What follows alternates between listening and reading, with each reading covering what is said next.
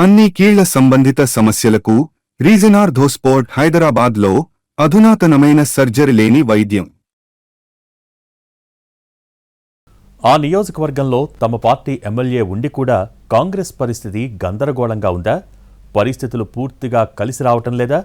ఒకవేళ ఉప ఎన్నిక జరిగితే అన్న ప్రశ్న ఎందుకొస్తోంది?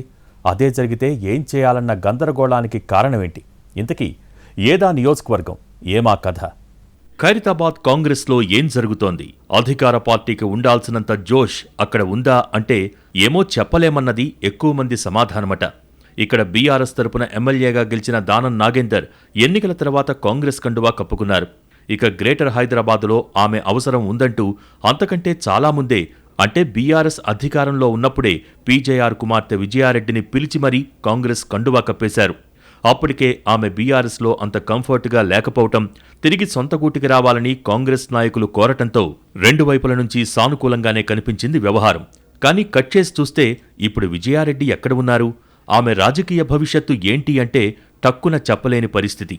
అసెంబ్లీ ఎన్నికల్లో ఖైరతాబాద్ నుంచి కాంగ్రెస్ తరపున పోటీ చేసి దానం నాగేందర్ చేతిలోనే ఓడిపోయారు విజయారెడ్డి. తర్వాత దానం కాంగ్రెస్లో చేరటంతో పీజేఆర్ కుమార్తె పొలిటికల్ కెరీర్ గందరగోళంలో పడిందని అంటున్నారు. బీఆర్ఎస్లో ఉన్నప్పుడు దానం మీద ఫైట్ చేసిన నాయకురాలు ఇప్పుడు కాంగ్రెస్లో కూడా ఆయన మీదే పోరాడాల్సి వస్తోందని అంటున్నారు. దానం నాగేందర్ని చేర్చుకున్న తర్వాత విజయకు పార్టీలో కానీ ప్రభుత్వంలో కానీ ఏదో ఒక పదవి ఇస్తారన్న చర్చ జరిగింది. కానీ ఇప్పటివరకు అలాంటిదేమీ జరగలేదు.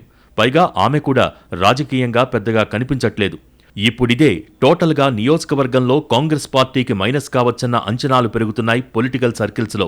ప్రస్తుతం పార్టీ ఫిరాయించిన ఎమ్మెల్యేల నియోజకవర్గాలలో ఉప ఎన్నికలు జరుగుతాయని ప్రతిపక్షం ప్రచారం చేస్తోంది. ఒకవేళ అదే జరిగితే ఖైరతాబాద్ రాజకీయం ఎలా ఉంటుంది అనేది ఆసక్తికరంగా మారింది. దానం నాగేందర్ పార్టీ తరపున బరిలో ఉంటే విజయారెడ్డి ఆయనకు సహకరిస్తారా? అసెంబ్లీ ఎన్నికల్లో పోటీ చేయాలనే పట్టుదలతో బీఆర్ఎస్ నుంచి వచ్చిన నాయకురాలు ఇప్పుడు తనను ఓడించిన నాయకుడికే సహకరించమంటే మద్దతిస్తారా అన్న చర్చ నడుస్తోంది. మరోవైపు దానం నాగేందర్ కూడా ఇటీవలి కాలంలో పార్టీతో టచ్ మీ నాట్ అన్నట్టుగా ఉంటున్నారన్న వాదన వినిపిస్తోంది. హైడ్రా మొదలుకొని పలు కీలక అంశాలలో ఆయన చేసిన కామెంట్స్ ప్రభుత్వాన్ని ఇరుకున పెట్టిన పరిస్థితి.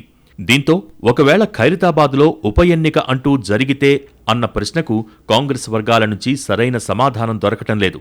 గ్రేటర్ హైదరాబాద్లో పీజేఆర్ లెగసీని ఉపయోగించుకోవాలనుకుని విజయారెడ్డికి ఘర్ వాపసీ అన్న కాంగ్రెస్ ఆమెకు ఎలాంటి ప్రాధాన్యమిస్తుంది?